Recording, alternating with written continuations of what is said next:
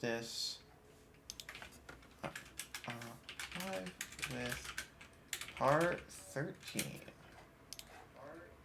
And then muting the stream so that there isn't recursion.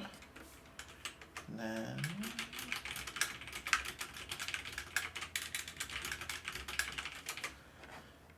Perfect. All right, are we ready to get started?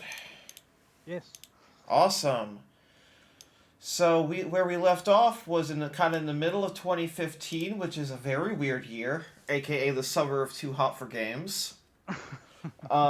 Because you get Splatoon and then Woolly World, and then nothing until fall with such hits as Devil's Third and Project Zero Maiden of Blackwater. Yep, the abandonment of the ship very much in progress during this year. Yes, I mean, look, you have 2017 launches with Switch, 2015 all game devs are switching over or moving over to the Nintendo Switch. What are we going to do for 2015 and 2016? What's already almost done? Alright, on the 3DS, we're starting with Chibi Robo Ziplash, another game that exists so that the producer could have an amiibo. Yeah, it's very much sort of, not particularly aimed at a veteran, platform player. Mm-hmm. And it's not all bad. It's kind of odd in some ways, like this sort of weird progression of like through the world map where you might miss stages out or not based on a kind of like a roulette spin or something. I forget it's been a while since I played it, as you might expect. But yeah, there's some curious choices about some things. But it's generally a lot of weird product placement as usual. Yeah, makes some amount of sense, I guess. But yeah, it just felt like they like the Chibi Robo character. Let's try and put it in something more digestible for the kind of audience that it still exists on 3DS. I didn't think it was entirely unsuccessful. I think probably between a 5 and a 6, but I'll go with 5. Okay. It's maybe a little harsh in some ways, but it's kind of solid but mostly unremarkable. I mean, you say not that unsuccessful. I hope you're talking about the execution and not the sales. Yes. No, I'm not. Because talking about the sales. I don't know what this was. Yes, I don't know what this was in the UK, but for years, like up until 2018, you could buy this at my local Best Buy for $3, and no one was biting, and it had the amiibo. Yeah, which is I have the amiibo. It's very nice. Oh yes. Figure. Yeah. It like I said, yeah, as a platformer. Yes. Successful, sort of, like I said, unremarkable, but yeah, sad, really. A little bit of Skype connection. That kind of world and stuff like that. Yes, a little bit of Skype losing you. I hope that resolves soon. Sure, yeah. The next game is Nintendo presents New Style Boutique 2 Fashion Forward, aka Style Boutique or Style Savvy 3 Fashion Forward. Yes, I like the way they kind of reject the alliteration of the American title, but not the subtitle. They're willing to embrace alliteration for the subtitle, but yes, not Style Savvy, but Fashion Forward is fine. It's kind of interesting. Again, yes, I've no familiarity with this one. Weird. So I am kind of open to guidance very much. So this is the game. This is the game that got me to import not a European 3DS because that would be really expensive, an Australian 3DS because it's the same region encoding but was like $100 cheaper. Because economics. And then, of course, what do you do when you're setting up your region? Ireland, so that you can have English language eShop with euros instead of pounds. Yeah. On the Australian 3DS. Anyways, this game comes out in North America almost an entire calendar year later. Wow. This is the first Nintendo America rejection of this. this in the US, this and Federation Force share a release date as the games we're burying, and then the next one doesn't even come out retail. So They get a 2-for-1 on the guy doing the digging or whatever. I don't know, but anyway, so this game is fucking weird because this is so Style Savvy 1 is kind of setting the framework. Style Savvy Trendsetters is all right. This is like which is New Style Boutique is we are creating this formula. It's here's a linear story. It's 30 hours long. Tons of fashion brands. You're building up this store. You're meeting all these characters. We're like really hammering home. This is the formula. And then this game kind of throws it all out like an NES sequel, and says, "All right, in this world, you are like everything is kind of like you're basically entering a dollhouse, which you can pop out of and decorate with furniture minis." And so there's a home decoration perspective, and you're still doing some of the stuff with the with managing the store, but it's utilizing a real-time clock in a weird way. So it's like play during the day or play during the night, but you're gonna have different experiences each time. And then there's also like a pervasive sub game, like not mini game because it's kind of a through line where the idea of like you're making your own clothes in this game, which is the introduction of that feature that does carry on to the next game. And so you're designing a lot of like different types of fashion and different patterns, but the way that you unlock colors is by basically using the Photoshop color picker on different things in the world to unlock that color. And it's really fucking weird. This game is so weird, and then the next game, like a Super Nintendo first game, rejects the pattern of the second game and goes back to what Trendsetters did. So this game in the Style Savvy series is unique, and this is like really experimental, and I like it. Among us hardcore Style Savvy fans, it is a bit divisive, but like there are people that prefer this or prefer the other stuff. But like honestly, I just like that they're experimenting, that they don't feel like because this franchise is obviously not a major franchise, but it's also not so minor that they're not continuing at this point in time to keep putting money in and trying new things. And like I respect that. I think it's the weakest of the three 3DS games, but not by a lot. Yeah, maybe it's kind of the sweet spot for that in terms of you feel like when games get too big, people get too afraid to experiment. Exactly.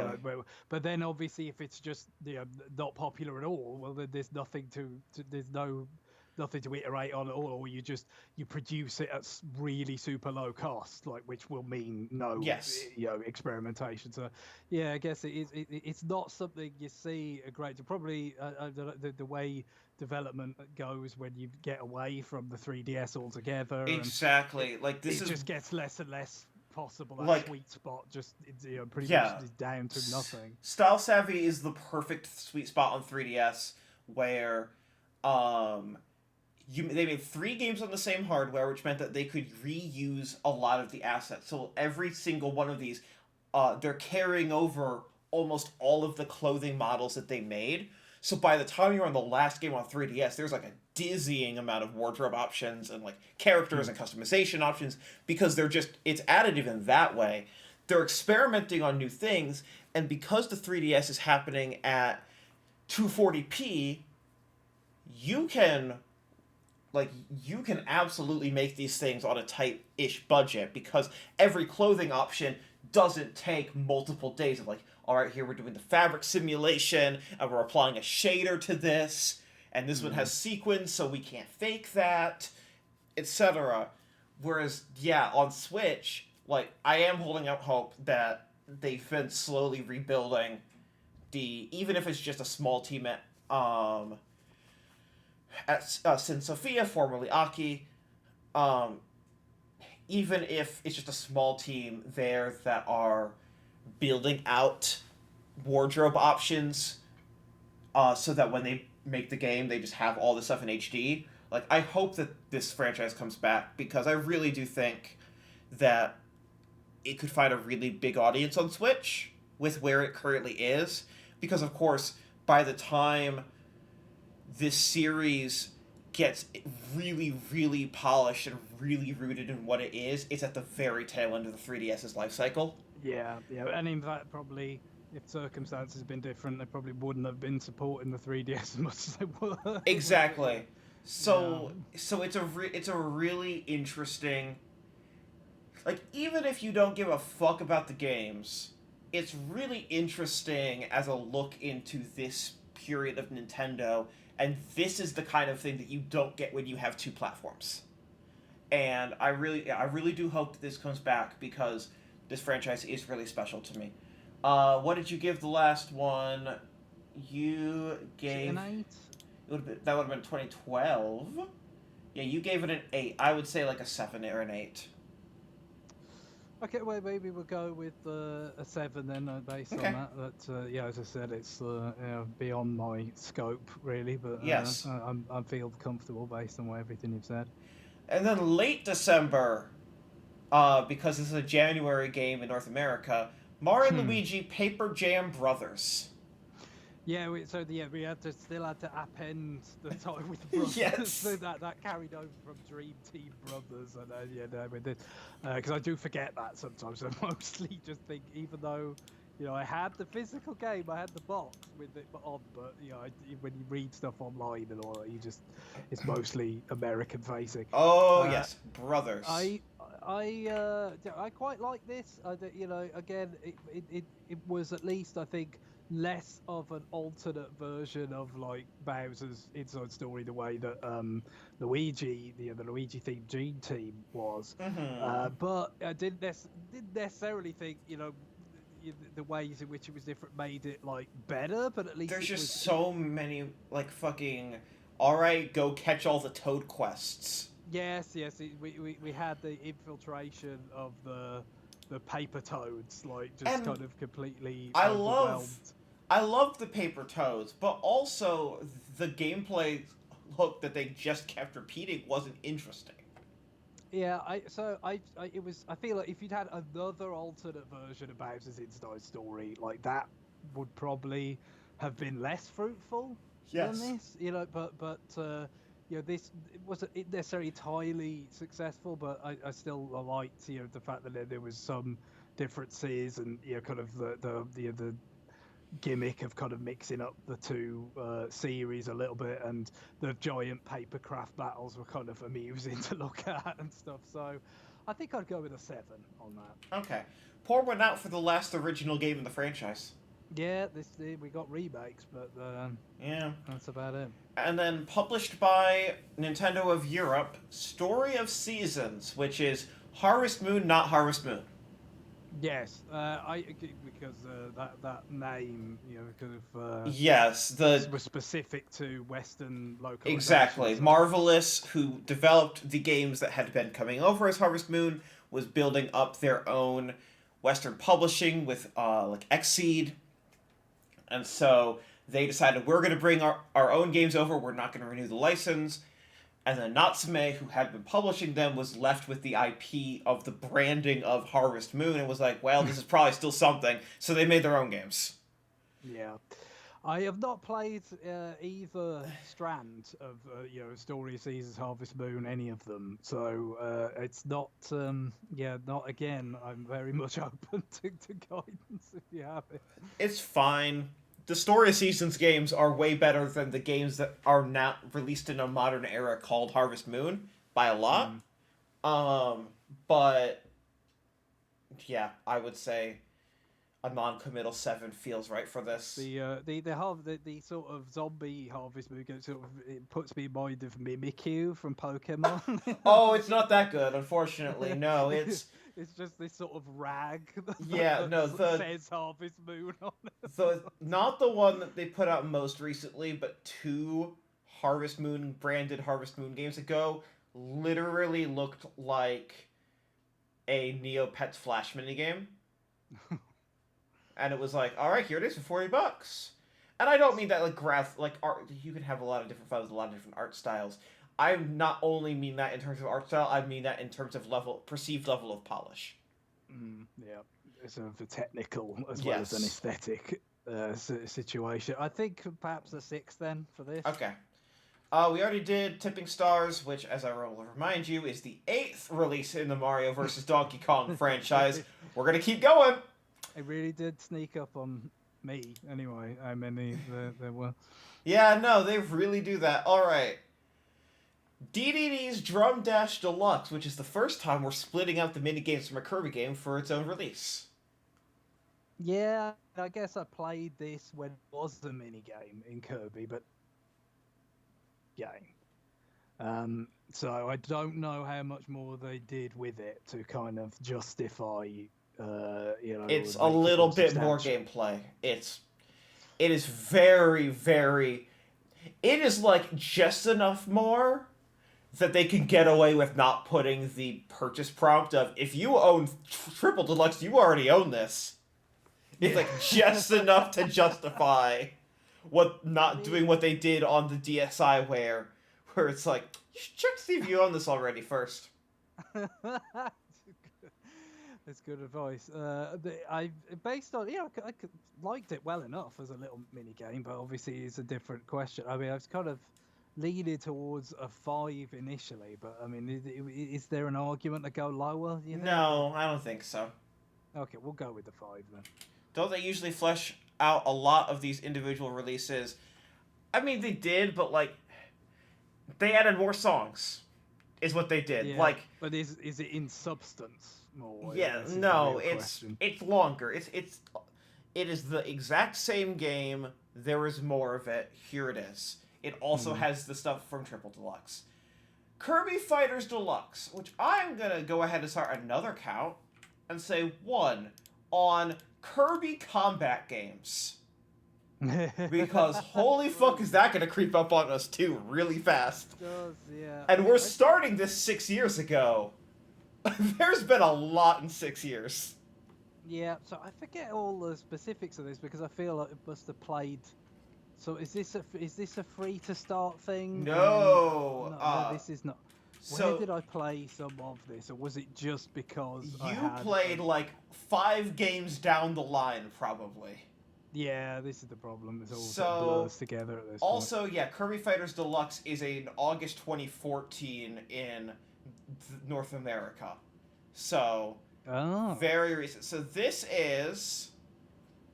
I'm trying to get clarification if this is Smash Brothers or Brawler. I think this is Brawler. Because, yes, this is just a 4-player Brawler game.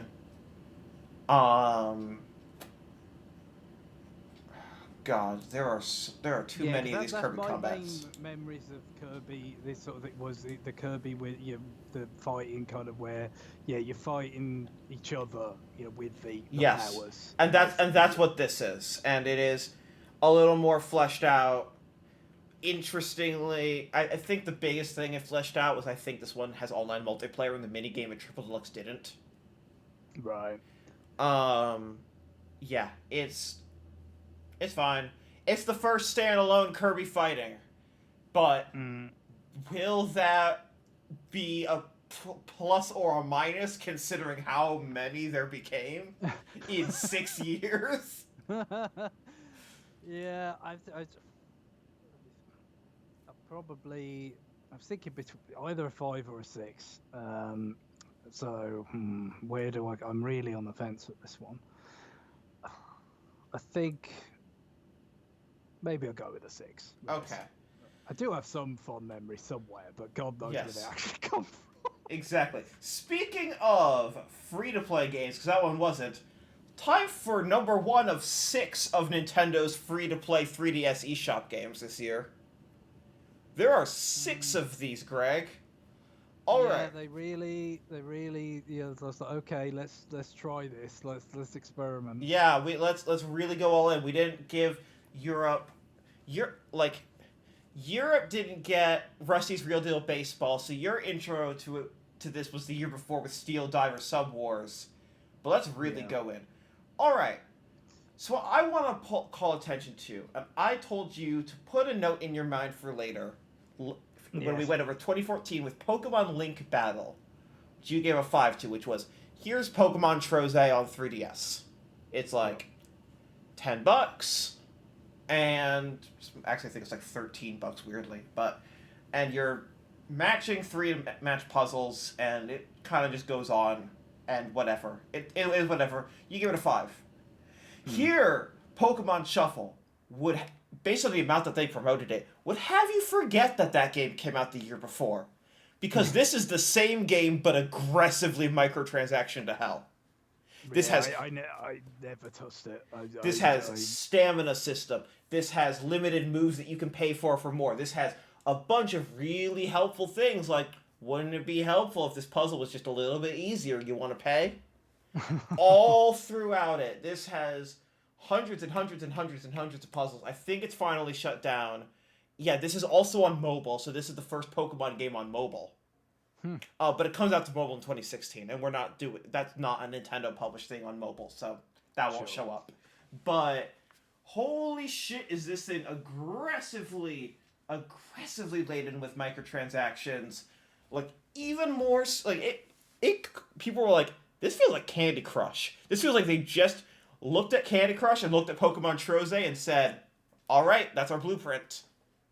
You could do a conversion, essentially. Yes, but this is, again, just Pokemon Troze, Pokemon Link, which came out the year before and you gave a 5. On the same fucking system, you could just drop $13 and have an all-you-can-eat version. Or you could drop $99.99 best value on Pokemon Shuffle. Well, I'm thinking maybe a 3 on that That basis. sounds right. Yeah. I probably downloaded it, or it's maybe one of those games where they kind of foisted it on you to Oh, download it. Remember for you get all those of these, icons? they would put the icon on and be Yeah, like, they put it hit on A the- to download. Yeah, exactly. So I'm sure it downloaded, but I never touched it. Yes, you're going to see that with literally all of these. Mm. All right. Next one is, we're taking a break from free-to-play. Box Boy.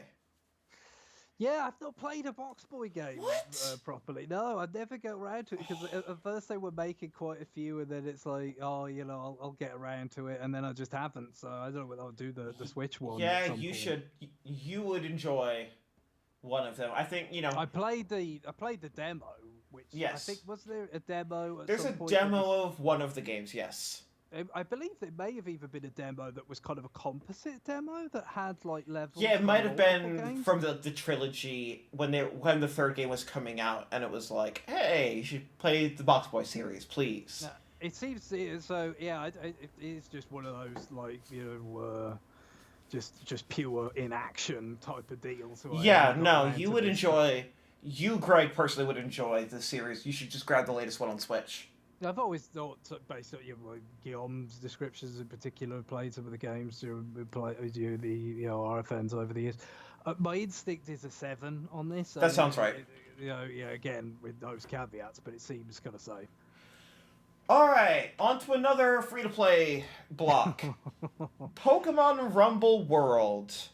So, here's what I will say is, at least if you're going to have senseless Mash A combat, the game, making it free to experience does justify something. It seems like a better fit than the $40 deal. What I will say is that the price you can, and what I will also say is that there is a price where you can just say, make this not free to play. Right. Yeah. Where go for it's sort of like actually integrating the the Pokemon thing from earlier on, where it had a version where you just pay $13 or whatever. Yes. So this folded into the structure. Yes, this is if the total amount of money that you spend reaches or exceeds $30. It turns off all microtransaction ads, gives you a daily allowance of free paid currency, and shuts off the need to go buy more. So, yeah, so this game has a $30.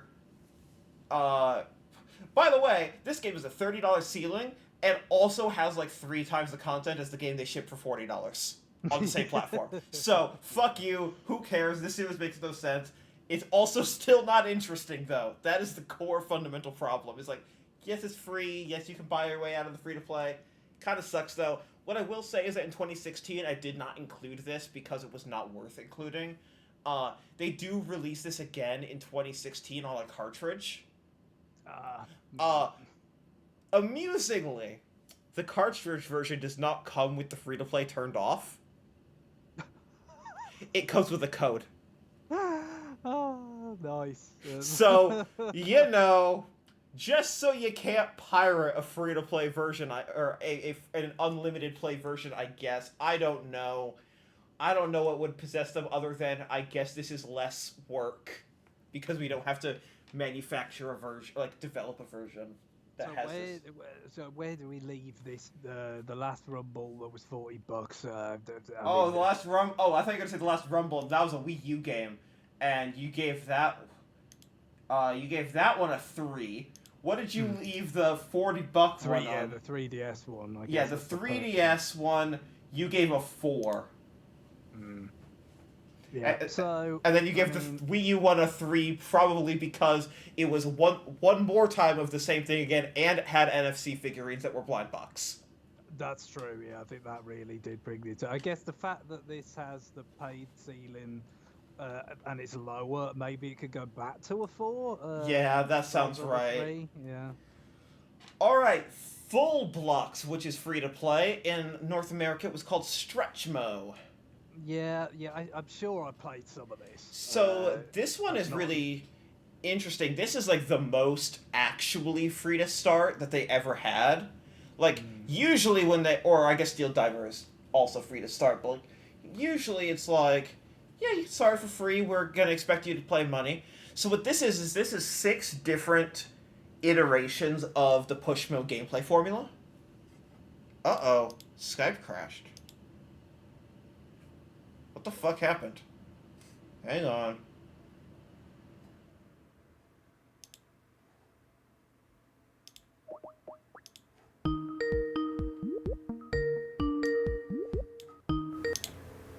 And back, are we? Skype crashed. Oh, nice. I love it when that happens. I'm sorry. So, anyways, Stretchmo is 6 Full Blocks is 6 different interpretations of the pushmo gameplay that are all pretty different. And when you download it for free, you can play like the first 5 the tutorial and the first 5 levels of each, and then you just buy the ones you like. Yeah, this rings a bell. I don't think I did much in terms of purchasing, but I definitely, because having played, previous, sort of stuff in that vein, I felt like it'd be worth exploring and seemed quite fun. So, I'm thinking, again, did not explore it to its fullest. It has a lot of content if you buy it all. Represented, but I was thinking about a 7 for this. That feels great to me.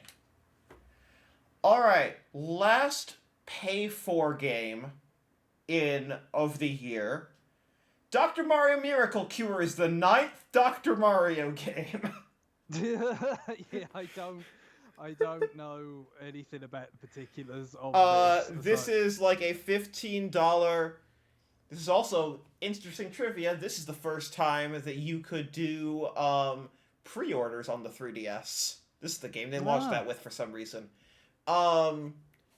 So maybe to goose sales on a game just for people who like want to see how it works, but also you don't have to try out this new technology with a game that matters. Yeah, sort of safe, it feels like a win-win in that regard. Anyways, Dr. Mario Miracle Cure is like $15. It's Dr. Mario. It has all of the Dr. Marios before it gameplay, including Dr. Luigi. It has that L-shaped function, right, rendering Dr. Luigi even less important or interesting. So this is literally just the Dr. Mario. Interestingly, I believe this is the most recent console Dr. Mario game, because there isn't one on Switch. Yes, it's So funny. It's considering how frequently we've been doing these over the years. It's weird to think that it is actually that long. yeah, no, they just got bored after 2015. They're like, all right, we've put out fucking 9 in how many years? We're done. I think Well, seven other than the is mobile just version. seven has been the score for these, and even though it sounds like it is, additive, it's added all these things, but I don't think it takes it above a seven, so we'll leave it Yes. there. All right, all free stuff now. Photos with Animal Crossing. I know this was your game of the year this year, Greg. Yeah, I completely forgot this existed. So I assume what you is it you It's an you AR load? photo booth. Oh, it's yeah, it is about taking photos with your 3DS. Yes. It's not like putting them on your SD Oh, card and absolutely not. No, it's using those fucking cameras. then beautiful. Um, Yeah, so yeah, I guess this is still the outcrop of just like do stuff with Animal Crossing while we're spinning our wheels before it's going to be 2020 before we Yeah, actually get the real you got it. deal. This So is this Animal Crossing Happy Home Designer and Amiibo Fest all in the same year. yeah, so I mean, instinctively, I'm thinking like a three. Is there anything that Yeah. suggests that it should be different from that? Only if you want to lower it because I believe this also gets rolled into the new Leaf update to the next year. Of course, yes. Just like all of the other games from this The year. harvesting. I will stick with the three. Okay. Nintendo Badge Arcade. Yeah, weird one to score this, isn't it? Because I did end up spending a decent amount of time with it, getting different stuff. Time like and money or just time? No money, never money, no. Okay. But definitely probably a little more time than was really warranted. I think but, I dropped like $5 or $10 in just to see. Yeah, I got quite a few. Just like so, I think my favorite part was probably getting different like icons for your 3DS. Yes, those menu, were. like, stuff like what the settings and those sorts of Except for like sometimes when you downloaded a game from the eShop, it would overwrite the placement of one of those badges, and so like you'd have to go reapply it. Anyways, yeah. yeah, but I kind of like that. You got some weird, so the fact that it went some interesting places in terms of like rhythm heaven themed icons Oh yeah, and stuff. this thing was getting new drops. My 3DS literally has a Nintendo Switch on the home screen because it went that late. Yeah, that's true. They were adding like, here's the Joy-Con, here's Pro Controller. Yep, they got I said I was like, I'm not gonna do money, and I never really did.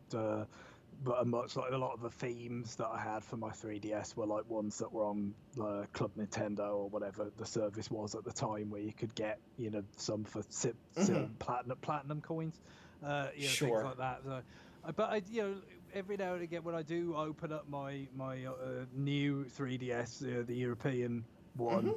And it's got all these themes, and it's got all these badges, and the music that goes with the themes. Like Yep. I got a Persona Q2 theme for when I bought that, and I think a Radiant Historia remake theme for when I bought that, and all that. And then you open it up, and this music starts coming. It just reminds you how drab the Switch is. Yeah, the Switch is the most. This works.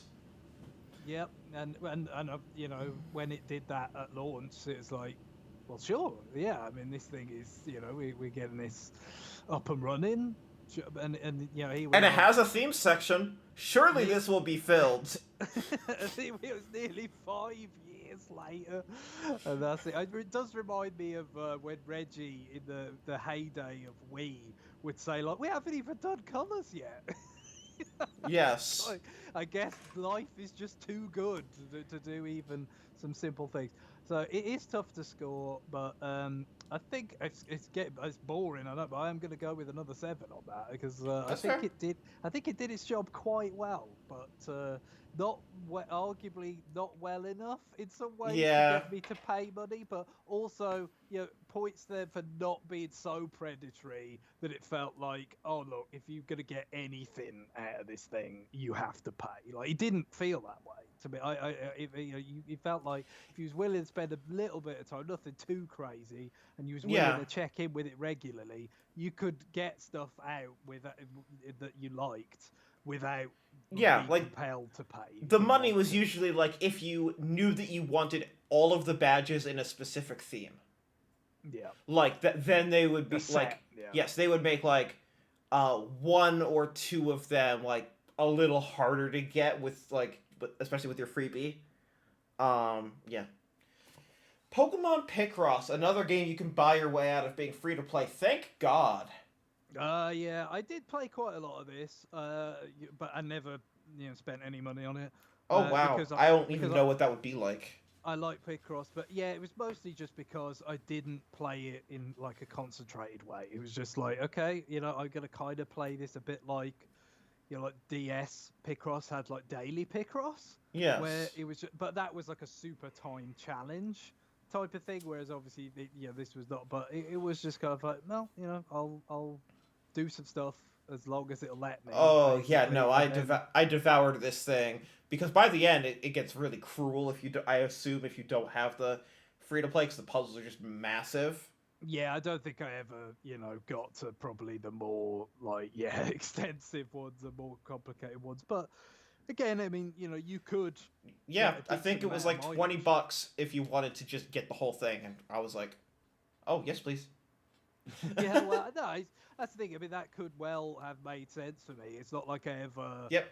like said to myself, I'm going to make a decision about whether to pay for this or not. It was purely just like, I'm enjoying this the way it is right now, not paying, so that's the way it stayed. Just inertia, really. Fair. So I think maybe a 6 for that one. Okay. Seemed kind of solid enough. Picross, but Yeah. I don't know. I don't know whether they could have struck perhaps a little bit of a better balance in terms of not being quite as proddy towards getting Mm-hmm. people to pay. But So the dip isn't as bad as I had anticipated for 2015. 2012 also not a great year. Comes out to about the same, 5.975 versus 6.06.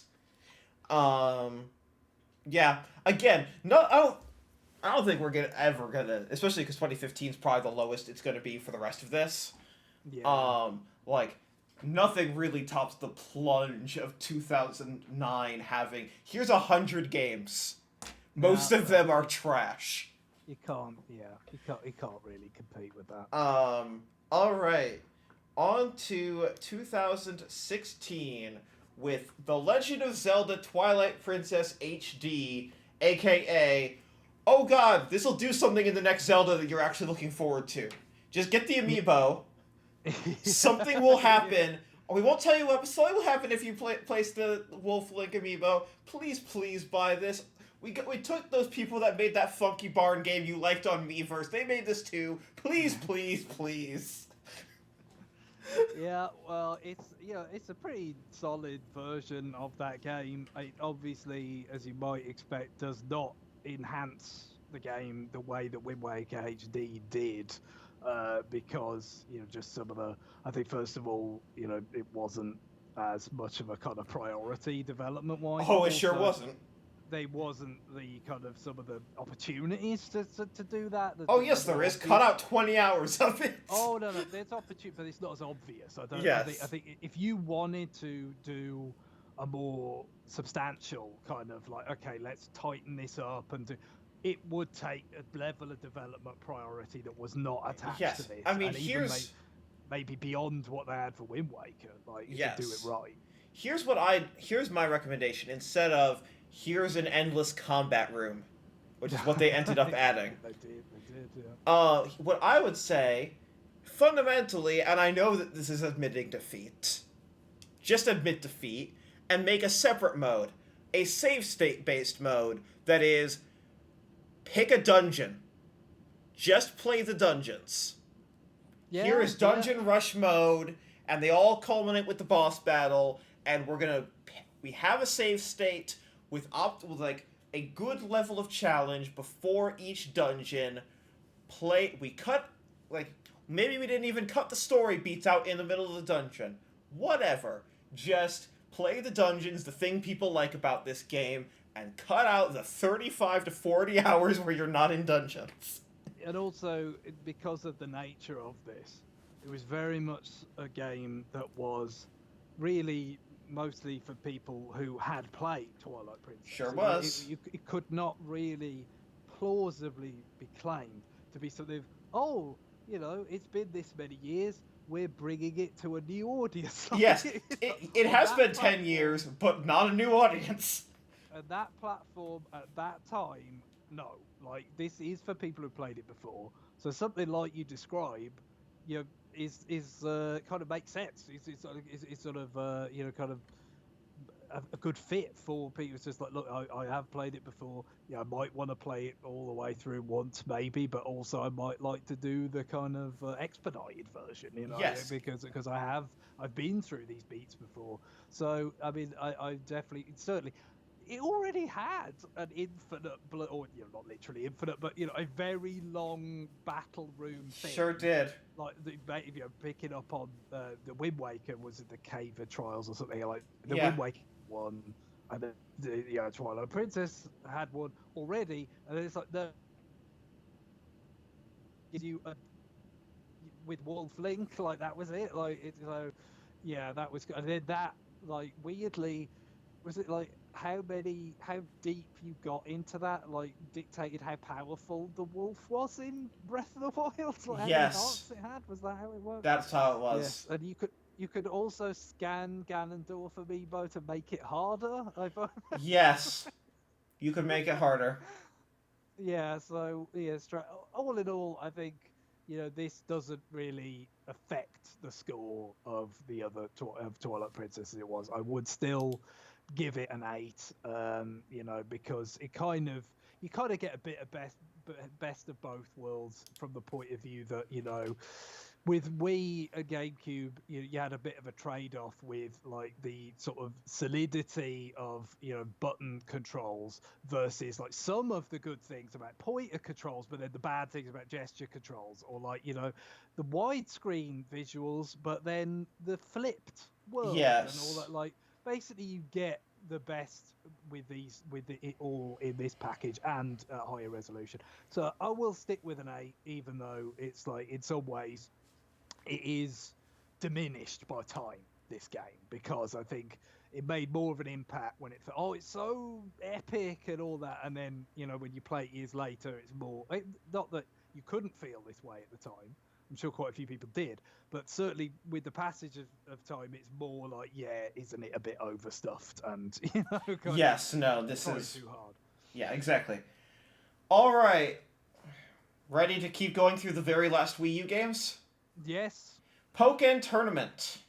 I had this. I quite liked it. It was kind of interesting, like the way that again, it was another one of these games where you could have 2-player split across the gamepad and television, because weirdly, like the way it worked, you might think, well, why would you need that for something that's like Tekken? But they had the different phases in combat, didn't it? It had the more like arena combat phase, and then you had the locked side on phase. So it was kind of strange in that sense, but I kind of liked it, and you got to see some Pokemon kind of realized in a slightly different way, and some interesting choices of Pokemon for a game of this type, like Yep. Chandelure. Oh yeah, no, they had fun with it, and I'm glad that they did. I like the was it the Gengar like super Yes. like moves and stuff like that. Like it was pretty fun. I'd give this a 7.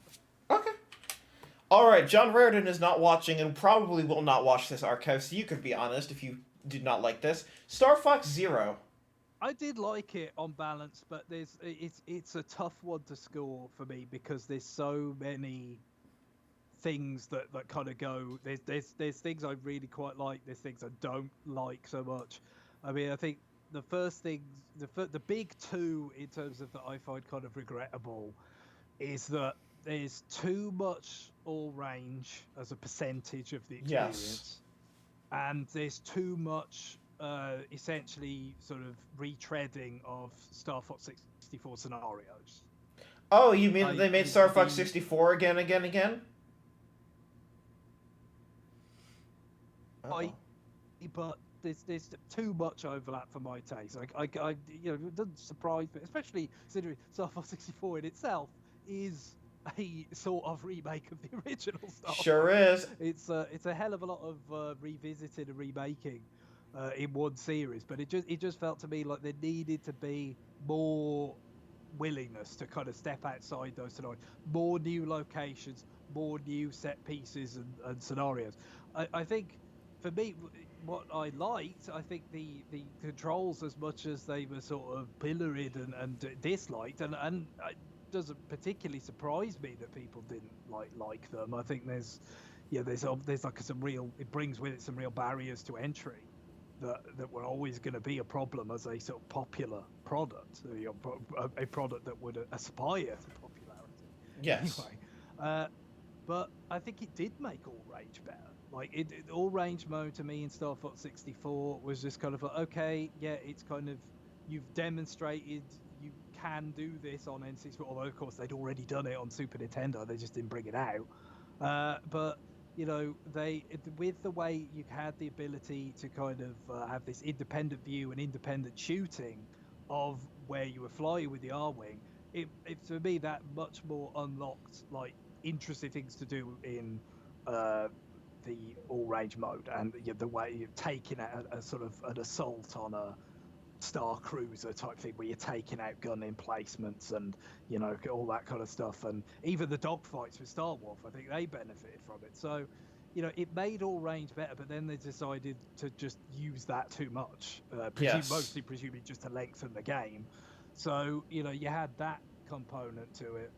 So I just really, like I can remember, I think it's quite a late game sort of bit where you go on this. I think it might be Sector Omega or something like that, where it like really speeds up and it's this intense rail shooting bit, and it's just like, where was this for the rest of the game? Like, this is Star Fox. This is what it is. What it is to me, anyway. If we had more of this, I really, really. So really kind of mixed picture in terms of like there's some things I really like, some things that frustrate, and I like the Chicken Walker stuff actually. I thought that was actually pretty cool where you transformed into that. So it's between a 6 and a 7 for me, but I think I'm gonna go with a 7 just because of how much I love Star Fox, and I will never get another one. But you could certainly make an argument for it to go lower, but I'll go with a 7. Okay. Star Fox Guard, on the other hand. Yeah, so this was like packed in, I guess, like for for So, some. yeah, so It's different in different digitally. regions. Different regions handled this differently, Yeah, basically. so how did it happen in Europe? Because I know how it happened in North America. So, Star Fox Guard, Amazon UK. It's like I think you could buy a version where you got both games like in cases, Yes. like it actually was in cases, their own I cases. love Right? Amazon UK because it's showing me the Amazon US version. They Not do that a lot. They do. They not are really helpful. bad at like consolidating listings, so it's really fucking confusing what they're actually like Oh my saying. god. Yeah, okay. Star Fox Guard, how to buy Europe. Someone better fucking explain. No, Wait, so what? I got the, what I can remember of this. I had there was a steelbook version of it that it was a fancy case, and it had both games. So I was like, ah, well, Star Fox, I'm gonna get it, and so I did play this. Oh, yes, there it is. So, Wii U owners can pick up Star Fox Zero and Star Fox Guard in a limited first print edition, including both games on separate game discs with an exclusive steelbook. This is the only way to get a physical copy of Guard. so collectors don't want to miss out. Guard is also available for separate retail.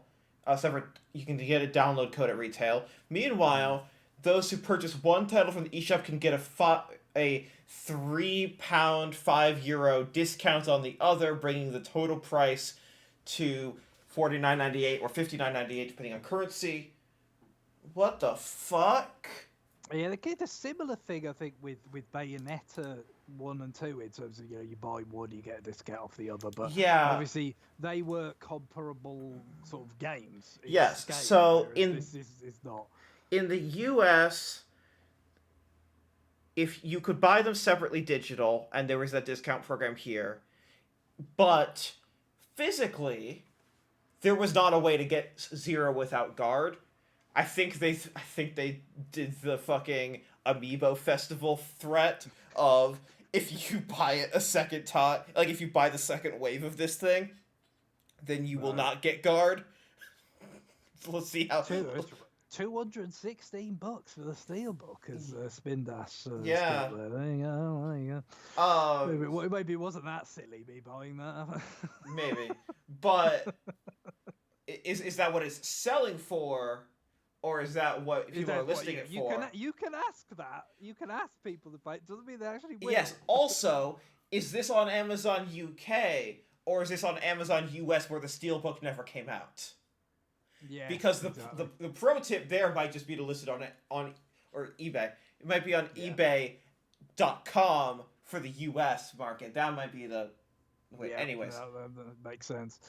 so, Yeah, so I did play this a bit, basically, even though you don't really absolutely need another person to play this with, but it kind of helps because it's just a game about all these different, sort of monitors. And, it's difficult to keep an eye on all of them. So, if you've got somebody to help kind of say, oh, this location, that location, it kind of enhances it. So a few times I bored, probably a friend of mine by putting him on spotting duty for a bit of Star Fox Guard. yes. And it's it's a little bit of fun. It's a trifle, really. But it's a sort of silly little idea. So I would probably say 5 for that. Okay. I mean, look, it introduced Grippy, It did, yes. and It kind of seems like Grippy, rather than being like a sort of kindly but kind of ineffectual like uncle character. Given its sort of antonym to Slippy, it should be more like Wario, yeah, Waluigi. no. It should be like bad Slippy. Do you so you have the disc version? Did they have the really awful disc label layout in Europe as well? Probably. I can't. Where the hole was well. the hole was Grippy's crotch, and if you put your finger through the fucking hole on the disc. I don't remember. But yeah, it's. I'm just saying, there are things that one considers. As someone who now works in the retail production of physical games, when you are creating a disc label, there are certain questions you should ask yourself. Like, how do people hold a disc? Yes, yeah, it's worth asking those questions, but you do get the feeling that it was very much just like, let's just get this done with as little kind of additional cost. I don't know. We're gonna get to in 2020. We're gonna get to a Switch cartridge that in North America is abysmal. Like, news stories get written about it for a very major release. So, like, we'll get there. Look forward to that fucking one. I guess the blessing is that they are much smaller than Wii U discs. That's all you can say. Well, blessing or curse. I can't talk too much about my job, but I love it when people ask me, like, but can't we get this, like, legal line on the cartridge? And I just literally take a picture of a physical Switch cartridge and just email it to them and say, no, It's the size of a postage stamp. No. No, you cannot get your legal line on here. Anyways. It's very, very. It would have to be real, like you'd have to break out the old espionage techniques for reading microfilm or whatever. Yeah, no. Here, take a magnifying glass. I put it in here. I asked Nintendo really nicely, and they put it in braille beneath the sticker. Whoops! Now it doesn't fit in the cartridge slot. Tokyo Mirage Sessions Sharp FE. Yeah, so I didn't play this in this form. I did play it on Switch. And rather enjoyed it. I mean, it's mostly the same, isn't it? Obviously, almost exactly the same.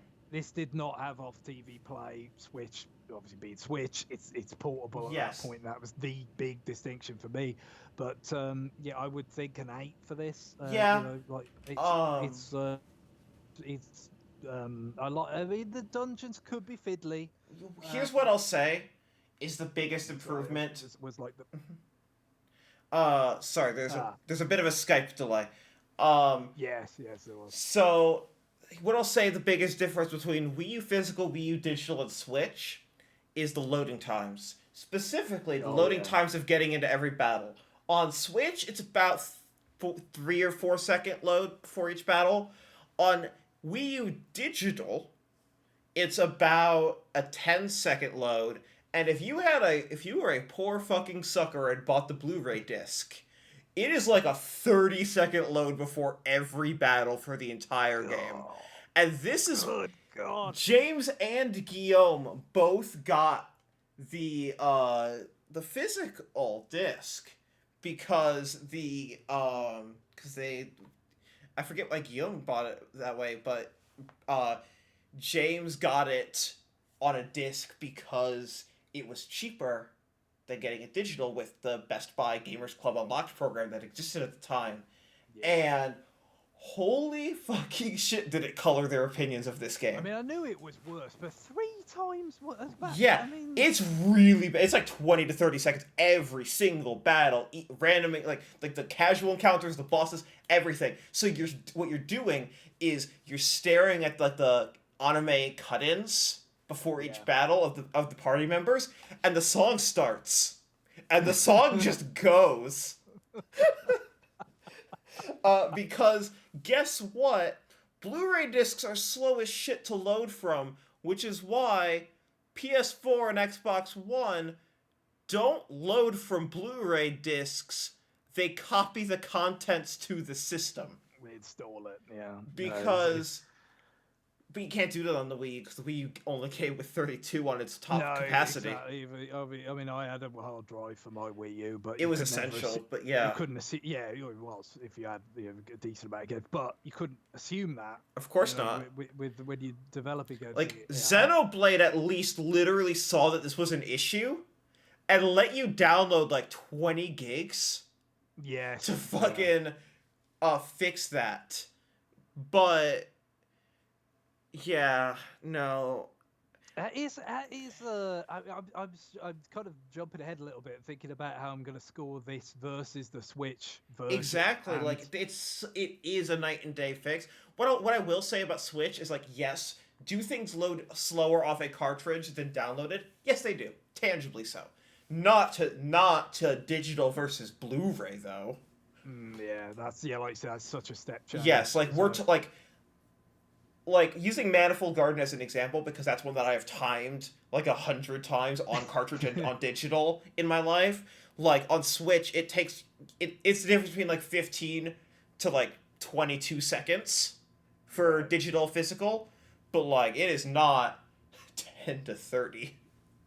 So I don't know, maybe not having the off TV play, which was important to me as well. Maybe that might go to a 7. I'm not going to give the Switch version an 8. All right, that sounds fair. It's a little harsh in some ways. Like it's more of a 7.5 versus an 8 thing, but in this scenario, I think that's what we'll go with. Look, all I'm saying is. Somehow this version sold better than the Switch version. That is absolutely bizarre. That's bonkers. It's just I still don't understand. It is rather enjoyable game. it's stylish, and Yeah. the music's good, and the battle system's very good, and the dungeons. Yet there's some fiddliness with especially the first dungeon, which kind of leaves a bit of a bad impression, I think, for some people. But I definitely much prefer the dungeons being designed in that way, with like some recognizable kind of Yep. features to each dungeon design than just being kind of either literally procedurally generated or something that could have been. Yes. This is a lot of merit to this. I still don't. No, it's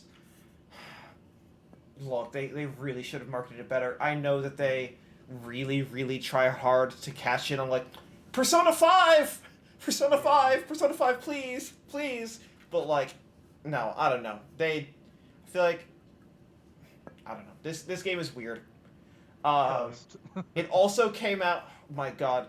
Here's a sad story about this game on Wii U real fast. So when this game came out in Japan, which by the way, this game came out on Christmas Day in Japan in 2015, which what a sign of confidence that it's coming out December 25th. I love it when Nintendo does that. They did that with Style Savvy 4 in North America. That's when they really don't give a fuck about your game. There was a deluxe edition. First of all, there was an edition that included a console, which was optimistic that there was a console bundle for this game. This is end of 2015. Switch is in full swing in development. Breath of the Wild is already being developed for the Switch. They're like, you know what might turn the system's fortunes around a little bit? We have an Atlas RPG. It does feel very much like something Yes. that was telegraphed years earlier, and they just did still Or- follow through on it, even when it had made very little Yes, sense. Anymore. or it was a rush decision because Persona 5 came out 3 months before it. Yeah. And it's like, Um, well, maybe. Yeah, maybe someone wants our console exclusive Atlas RPG too.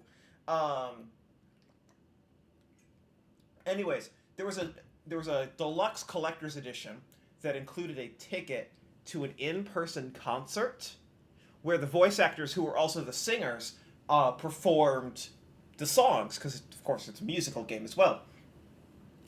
I have seen pictures of that concert. It is the least attended concert I've ever seen. I feel so bad. Like, they couldn't cancel. But there's like 50 people there. Oh my god. Look, it's that's just like so the most sad. intimate, like, everyone is just like in a casual environment, but like it was not booked like it Just was think going to be a about casual. like how much more popular and well attended like events with like holographic Yeah. Callie and Marie or like KK Slide. 100%. This was gonna be that, but with the humans singing their songs. Real quick, because this always seems to happen on the third Thursday of the month. At this point, Banjo-Kazooie just dropped, and they just said Majora's Mask is next. That's appropriate. That's February? That's gonna be probably third Thursday of February, but they haven't formally announced a date. Yes. Yeah, it's appropriate enough because it was in February. Yes. On 3DS, wasn't it? So it'd be Yep. like. So it'll be like February 17th for, if I had to guess, for the release date for Majora's Could Mask. be like almost 7 years to the day or something. Yes. When it comes. So, just as a heads up that the news just came out that, yeah, Majora's Mask is confirmed next. And 7 years is the length of time that Link spent like trapped in the Sacred Realm, or whatever. So Yes. put the pieces together. No update yet on when we're getting the other games that they have promised. Other than, 'cause, I guess, one a month. It's gonna be a while. It's gonna be a while. If Look, they stick to this pace. Just like They get into started with the rest, three they started with 2 of the 3 that I care about. I don't give a fuck about Banjo-Kazooie. But they started with Paper Mario, the one of that lineup that I'm like, that's the one that I would play. It's F-Zero for me. It's the big one now. Come on, please. Yes, I need F-Zero. F-Zero needs to hurry up. Majora's Mask, I know there are people that don't like went back 2 for Game Pass. Fuck off. Anyways, Mario and Sonic at the Rio 2016 Olympic Games for Wii U. This time, the Wii U game gets published by Nintendo, not the 3D. Or no, 3DS one also does. Great, both of these got published by Nintendo. Why not? Yeah. Sega doesn't even care to publish these ones. Still, sort of, last Summer Olympics that wasn't cursed. But, Yes. So I remember with the Tokyo Olympics they had all the so they're using video game music when the teams are coming through. It's like the only piece of video game music that should be playing is the overworld theme from 2300 AD in Chrono Trigger. That is the only appropriate video game music for any of this. Yeah, no. So 2020, the 2020 Mario and Sonic Tokyo Olympics game that Sega put out, it was fine. It was like, hey, here's 8-bit Mario. Because like the 8-bit was meant to represent the 60, like the Olympics from Yes. the previous Olympics from Tokyo. Yes, it was like 8-bit, except also the Sonic stuff was actually 16-bit, but whatever. It was just like retro stuff, and there was like an adventure mode with that theme and whatever. But that's 2020, which that game was optimistically released in 2019. Oh, more optimistic than we imagined at the time. Yeah. Again, I did not play this. Yes, GX is saying this is one of the okay ones, not one of the bad ones. Saying 2014 and 2012 were bad ones. This one was okay.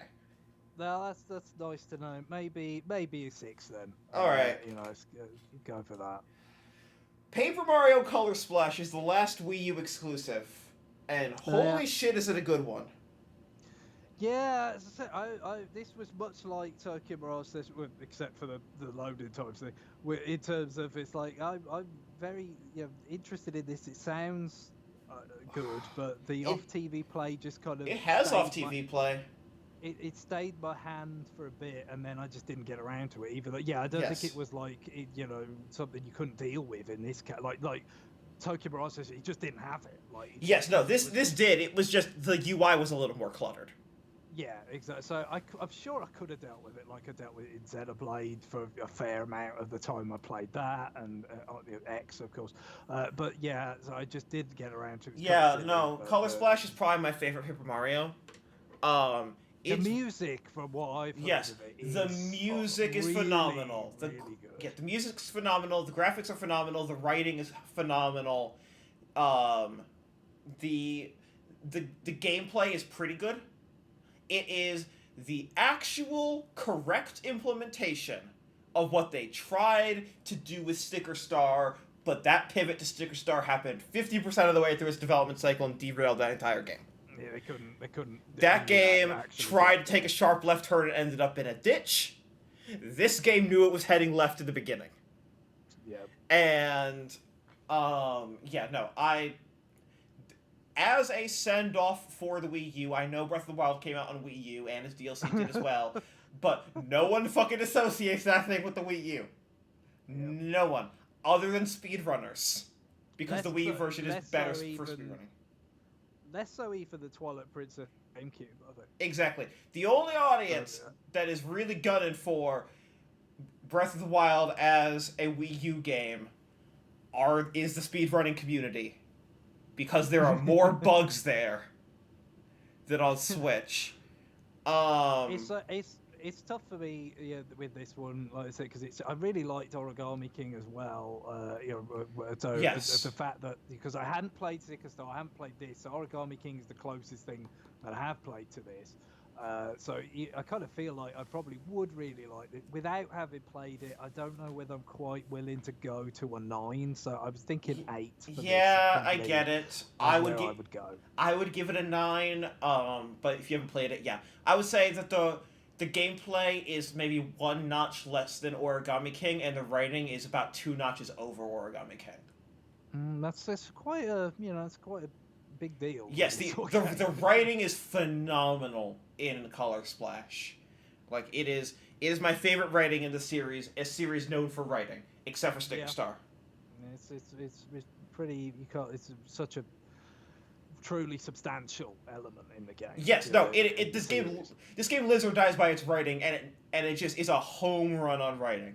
It is, we just let Treehouse have as much fucking fun as they wanted. And they were like, ain't no one playing this one. No one's telling us no. Let's just and then also a lot of that's also just in the Japanese. But like, this is a series where we get one game every 4 years. Yeah. And Origami King is the Origami King is the last game that was like entered development thinking that there are other Mario RPGs. So I don't know what happens after Origami King. Presumably it's going to take a while, and I don't know what the landscape is going to be like. We'll find out in 2024. Yeah, it's synced up with the Summer Olympics again. Yes. Presumably it will filter down in some way. No, very, very interesting to know what the future of this franchise is. I feel like it's never been a bigger question mark. Yeah, and you might have thought just like it might have been due for a significant kind of refresh after 3 kind of installments that somewhat, kind of built on each other. I mean, Origami King is a pretty good mix of Color Splash and Thousand Year Door, and I know people will hate to hear that, but not in terms of the extremely traditional RPG, but like, it is going more RPG than... Color Splash is a really, really phenomenal RPG adventure game with a decent RPG attached. And fundamentally, it also rewards you for battle, which Sticker Star doesn't. Sticker Star punishes you for engaging in its battle system. Fundamentally, there's no reward. There's actually a tangible reward for progressing in battles in Color Splash, which, again, shouldn't need to be said, but that's a good thing. Yeah, it's kind of helps. Alright. Are you ready for the last Wii U eShop game? I am. Mini Mario and Friends Amiibo Challenge, the 9th game in this fucking franchise. This one is free to start because it requires you to have Amiibo to play. Yeah, so you got to scan Amiibos to get Mini Yoshi or Mini Rosalina, I forget, there was quite a few different ones, right? And then you have like specific like types of levels that involve those. They have specific. It's one of those other things that's like, hey, I guess if you have an Amiibo, we should give you a reason to use them, maybe? Fuck, what is NST doing? What? They're working on another Mini Mario game? Did anyone tell them to do that? No, it was just instinct. Alright, just throw some Amiibo shit in there, I guess. Yeah, whatever. I don't mind the minis thing as a sort of fundamentally, but obviously it's kind of played out, and then this angle is, I mean, I guess it's another angle. That's why we've got it, but it's not necessarily the most.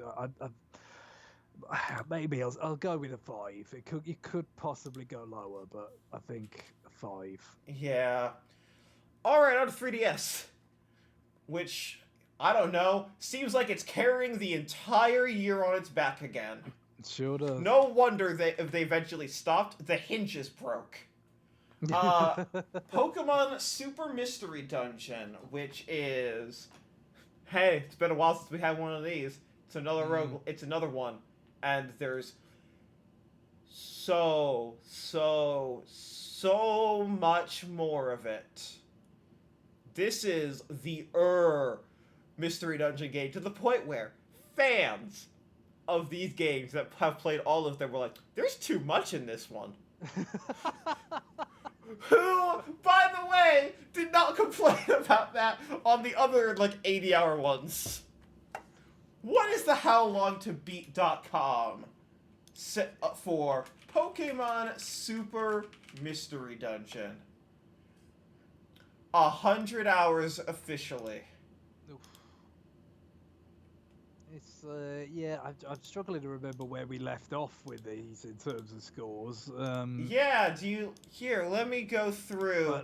The last one would have been the one where you look for circles in the environment with the 3DS camera, and you gave it a 4. Yeah, well, maybe it's above that. I don't know. I mean, It's a same engine, it's just more vague. You're not looking for circles. yeah, I don't know, maybe you'll give it a five. Be a little bit generous in this case. It's tough. Yes. I've never Nah, played GX. any. They stopped splitting these into two games on D after the DS. Uh, there were the Japanese only WiiWare games where they made three of the fuckers Oh. so that they could bill you 1,500 Wii points three times, which is such an awful thing. Anyways, break. So here is where we're at in 2016. Here's the state of 3DS. Either A, ah shit, we gotta put something out, or B, we're localizing something. Yeah. Bravely Second End Layer, the sequel to Bravely Default. I get to make that Yes. joke twice now. Yes. So yeah, I had this. I enjoyed it. It's again difficult to score in some ways because it's there's some things that are really quite strong, like, and then others that you don't particularly didn't land that well. Other aspects that didn't land that well. I mean, I think the range of jobs, the increase in those, and the kind of skill combinations and all that is really quite satisfying. Some of the new, like the patissier Mm-hmm. sort of class, and what did they could just call it? Did they call it Necomancer or Catmancer? What did they call Yeah, the Catmancer. yeah, should have been Necomancer, but yeah, it's that was fun, and like some of the boss battles and all that kind of stuff. And there was less sort of like hardcore repetition than the second half of the original Sure Bravely Default, was. but there was still a lot of treading the same ground, and I don't think the kind of cast and the interplay among the party members was if there was it felt like there was more, like it was more verbose, but it wasn't better, and like I said, you retread a lot of sort of quite a lot of the same ground at the various points. And then obviously you had the music where they did the new music. They reuse a lot of the music from the first one, which was excellent, just Mm-hmm. exquisite stuff.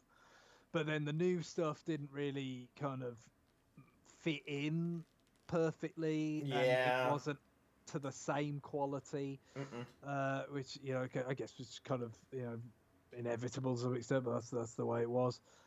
So yeah, it's difficult to score. I'm thinking maybe probably a seven, but in certain aspects, I think because we had Bravely Default had an eight, I believe, Mm-hmm. and then in this in certain aspects, it's less repetitious and sort of grindy if you want to see the true kind of narrative conclusion. The dungeon visuals are significantly nicer than they Mm-hmm. were in the first Definitely. game. And like I said about the classes and all that kind of stuff, there's more options and fun new jobs. So it's an argument that it's better, but it is the second one. It is a bit its impact is diminished, and there are things that are not as good. So it's harsh to rate it lower, but I think I will go with seven. Okay. Hyrule Warriors Legends, which, for context, was not limited to the new 3DS, although this is the one game that truly should have been. Yeah, yeah. I guess they just weren't Zelda property attached to it. It's just like, oh, you can't limit that to the new 3DS, which hasn't sold like that many units. Well, Well, then probably don't never make a sold game that that many. can't run on the old 3DS. Yeah, exactly. Though they box themselves into making this. I had it. I played it on my new 3DS. I did not.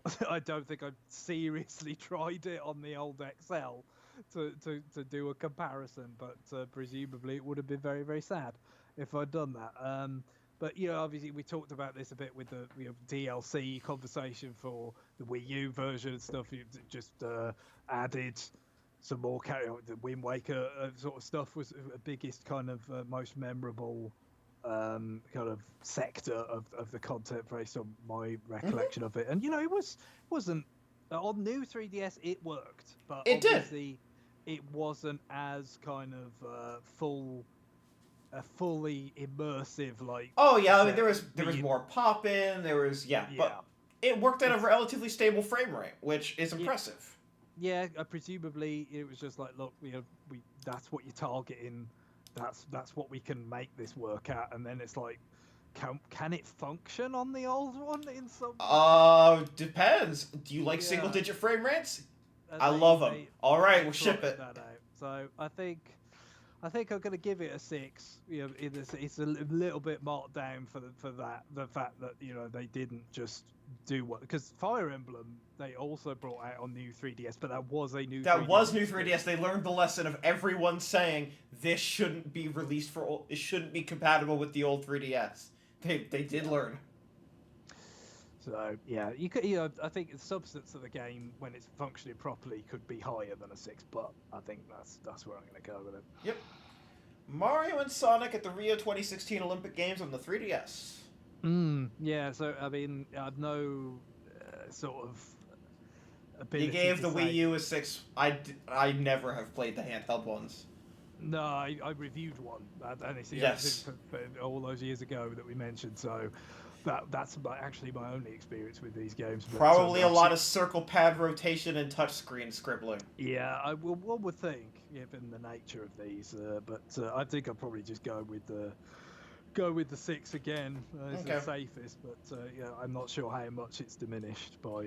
But I guess the biggest thing is just like, is multiplayer like more of a hassle on 3DS? But It is, yeah. It's I mean it's definitely gonna be more of a hassle because if there's local multiplayer is gonna require another 3DS at the very yeah, least. I so don't know if it has download play. I hope it does, but even then, yeah. that requires multiple consoles.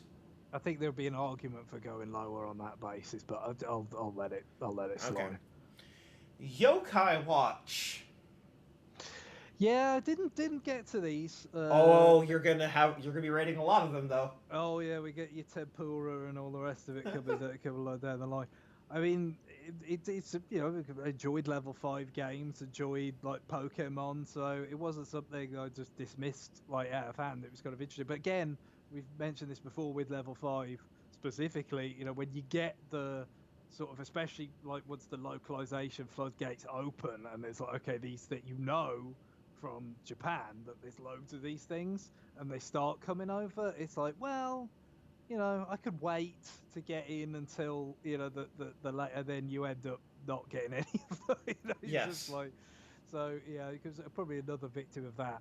But I do remember James talking about playing some Yokai Watch games. I the forget first. precisely. It was the first one, was it? Yeah.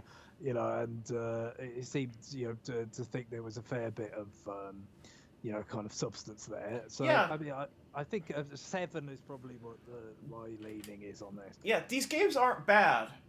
There's just holy shit. This is like the most aggressive level 5 has ever been with a franchise, and it burned like the sun. It was the hottest thing, and now no one thinks about it ever. Yeah, it's true. It really did burn hot for its time, and especially at the time in Japan, of course. There wasn't. We were in this weird sort of lull, but there wasn't a lot else going on either. Like because Yeah, the console business just doesn't burn as hot there. So Yokai Watch kind of, yeah. Cause like even though it was on a Mhm. very, quite obviously it wasn't as late as this when Yokai Watch began its life in Japan. It was, it that took was years to come over. yeah. So here's what it actually is Yokai Watch 1 releases I think it's 2013 around the same time as like Pokemon X and Y. Right. And um that and X and Y was popular, but so was Yokai Watch. And then 2014, I believe they hit immediately with Yokai Watch 2 before Omega Ruby Alpha Sapphire, and then they hit with that third version in 2015, which is a rare year where there is no core Pokemon game. Yeah. And so you're striking as Pokemon is at its lowest. It's been in a while. It's at a lull right before 2016 with Pokemon Go and Yeah. Pokemon Sun and Moon, which just buries Yokai Watch. And it's the 20th anniversary in Japan Exactly. and all that sort of But stuff. like Yeah. 2013, 14, 15, Yokai Watch is huge, and that's where it burns bright. And so it's hilarious that it finally comes over here right as it's fading in Japan. Yeah, I guess so. It's well, Yamauchi supposedly had this big thing about things sort of 3 years is like the cycle, like that. That's how long things get in the sun. They burn Yes. most things burn themselves out after 3 years. So, like supposedly the FDS for the Famicom was like, well, it's been on the market 3 years, so we have to do something because otherwise it's gonna, Yep. like it's gonna be old hat. So I mean, that is, there's something in that, I guess. Yeah, but like they released Yokai Watch 4 for PS4 and Switch, and it tanked, and it never got localized. Well, it never got localized partially because they fired all of their North American employees and shuttered the localization division. Yeah. Which, that's a rough thing to do. All right, we got 3 Fire Emblem Fates games here, Greg. What do you want to do We here? sure do. I played two of them. Which 2 did you I play? I did not play Birthright, which is their Mm. first one. So yeah, I mean, I imagine you played all of them. I have played all of them probably half a dozen times each at minimum. Yeah. So I went for Conquest Mm-hmm. specifically because of I read up a fair amount on it, and specifically because it's like, okay, these battles are kind of more Interesting. bespoke. You know what I mean? Yes, Like kind of like definitely. okay, I had probably talked about this at length on RFN before because these games came out summer yeah. of 2015 in Japan. Yeah, I imagine a fair amount of the decision making that was based on your intelligence, actually, Probably. because it's just like okay, this even though I was no Fire Emblem or strategy expert, it wasn't a case of oh yeah, I need the challenge or whatever, but it's just the substance of like okay, you can't.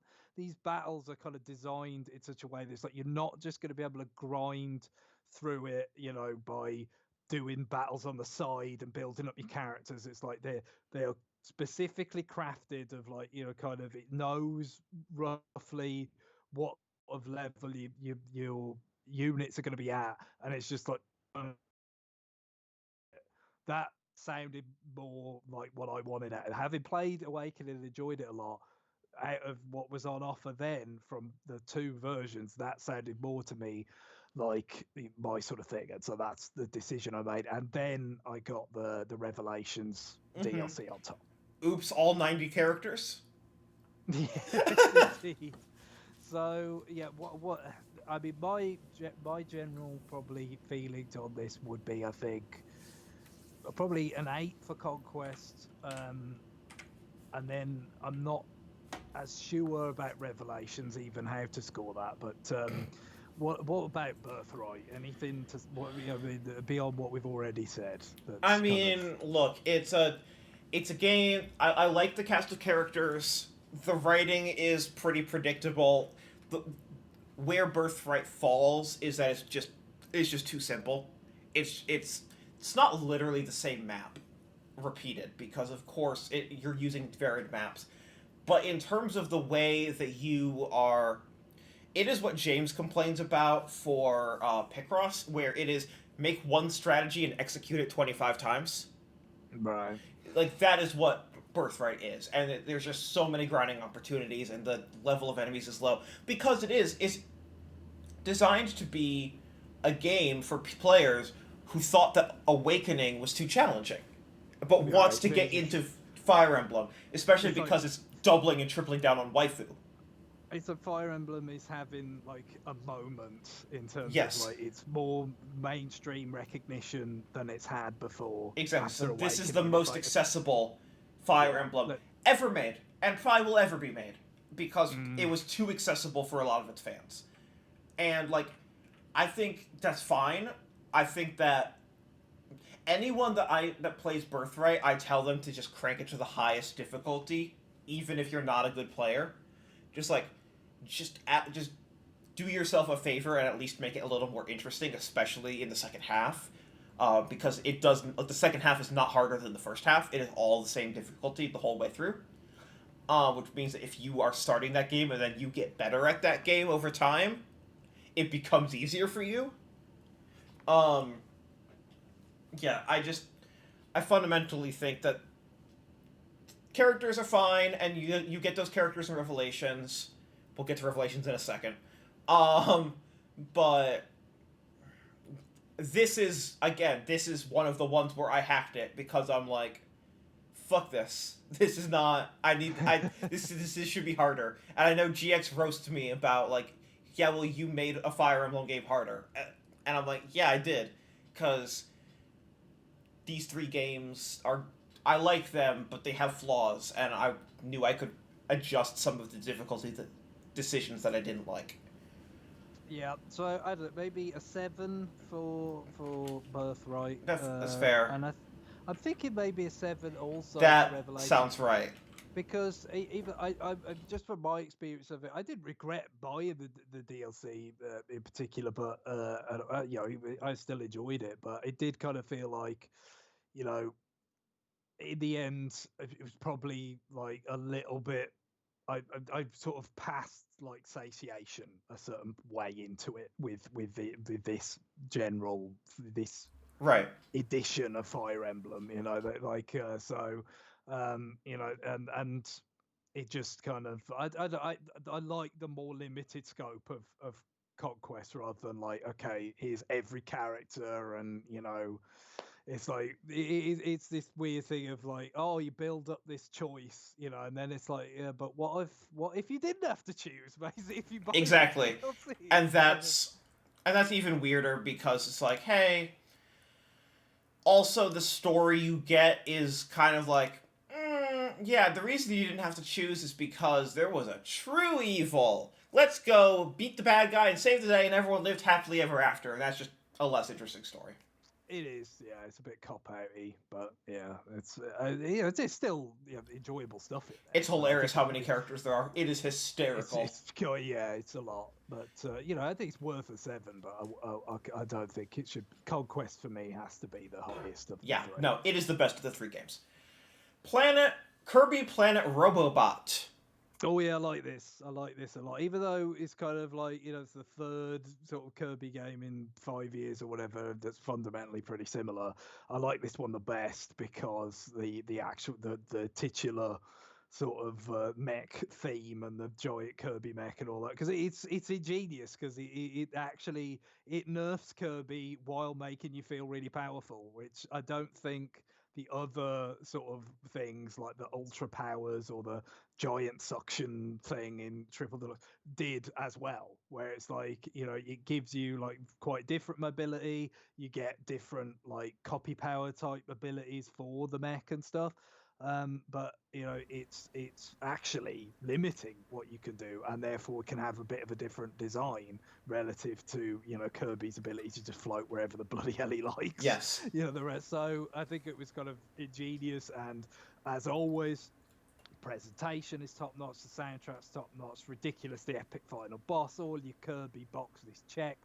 Yeah, quite a fun extra mode with Meta Knight. I think I probably like the DDD one from Triple Deluxe a little more, but it's still pretty good. So I'm gonna go with a 9. Okay. Teddy Together. Yeah, no, nothing about this other than it is another one of those games. I think we talked about this with face training, where it's like apparently there are just copies still out there that certain outlets that have long since washed their hands of 3DS games, or, you know, DS games in the case of face training, are still trying to get rid of years later. And I can't imagine they made that many of these, I have to say. But yeah. Um, yeah, so basically, this has a really terrifying and creepy um, text to speech. Like, truly nightmarish. Don ran a bunch of. Yeah, it is literally. Here's Nintendogs, but it's a teddy bear. Right. And Don ran a bunch of nightmare streams where he got it to say really terrifying things in an awful voice. Yeah, no, this thing again. This is another one of those. This ain't coming to North America ever. Yeah. So, ooh, how do you score that? I think maybe a 5. Sounds good. We'll get another text to speech thing later with Mitomo. What's the hot feature of 2016? Disney Art Academy. Are we giving it a 7 and moving on? Yes, I think so. I think we've pretty much established that with these games. All right, Metroid Prime Federation Force. Yeah, this is another tough one in terms of balancing everything because there's definitely quite a fair amount to like in this, but there's also the problem of some of the problems that we already talked about. We could Triforce Heroes, so it's not as bad because it's not as puzzle based and like as much about kind of like the coordination that kind of comes with that, but still, like it's the lack of kind of communication and matching and stuff that you would normally have for experiences like this on other platforms. It definitely kind of hems it in a bit, but I felt like, um, you know, visually, like the Metroid Prime. Obviously, it's like chibified and stuff, but still, the whole like through the visor thing with stereoscopic 3D, good fit. And there's some fun kind of design leveraging the co-op, kind of the fact that you've got the multiple marines and stuff. It's just it's difficult, especially with the way the game sold, which I can only imagine was much less than Triforce Heroes, which Yeah. I'm sure by Zelda standards was pretty paltry in itself. You couldn't be guaranteed your particular access to you know the full complement of players with good connections and all this kind of stuff. So enjoying, I think at its best, it could be a really enjoyable experience. But actually getting to experience it that way, maybe if you had a group of friends, Mm-hmm. that all owned it and was into it, like it could be really great. But that was not the case for me. So yeah, tough to balance all those things out. I think I will go with a 6 overall, but there's aspects of it where you could go higher, but that's where it comes out at the end. Yeah. No, I really really enjoyed it, but holy shit, the backlash to this thing. Oh, that's a whole other thing. I mean, I that's know that's that's unreal. it's something unto itself, which is just Yes. kind of Yes. regrettable. Yeah. Yes. Into very delayed localization land, Dragon Quest VII: Fragments of the Forgotten Past.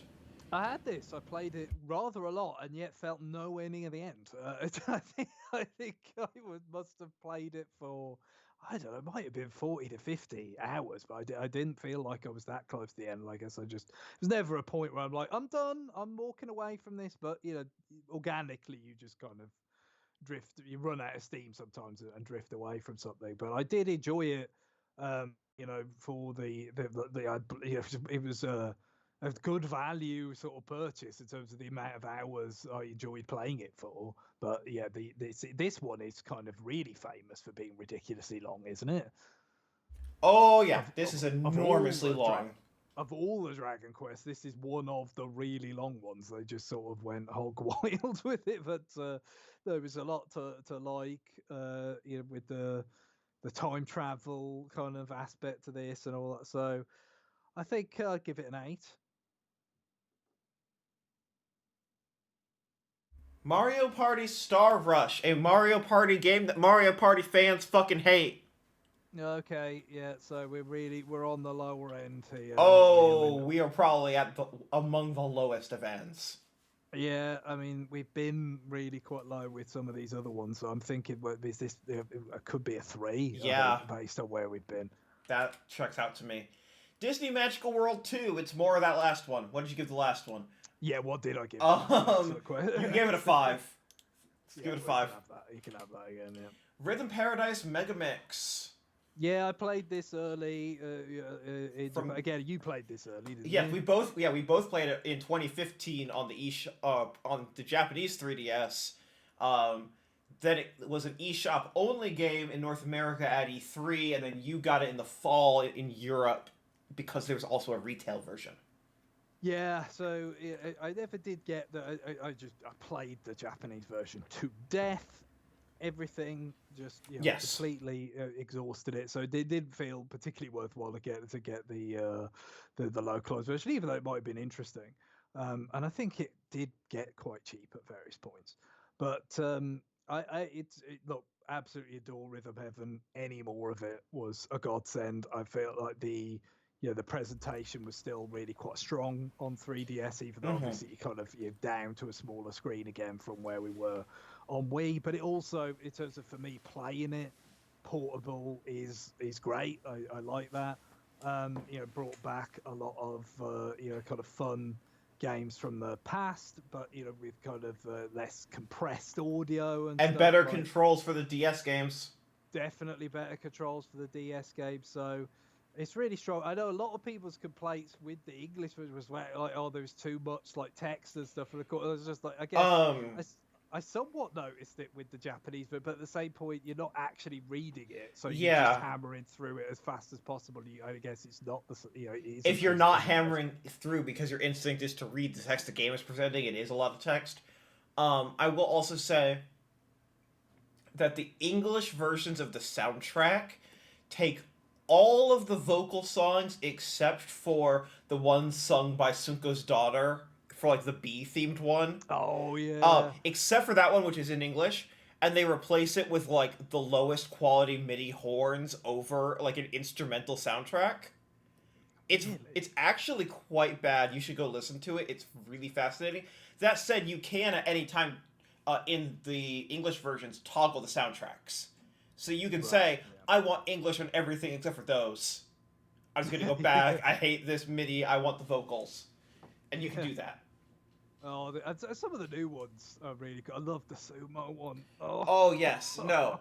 I wish there were more new songs. I know why there aren't, but yeah. I mean, I don't. I think Fever is on Wii yes, is the whatever the bloody hell it was called in your the beat yeah. You gave it whatever. Beat the Beat Rhythm Paradise. You gave it a 9. Yeah, and You that almost gave could it a 10. that could have been that's the closest to the 10. This is definitely below that, but I Is it still a I 9?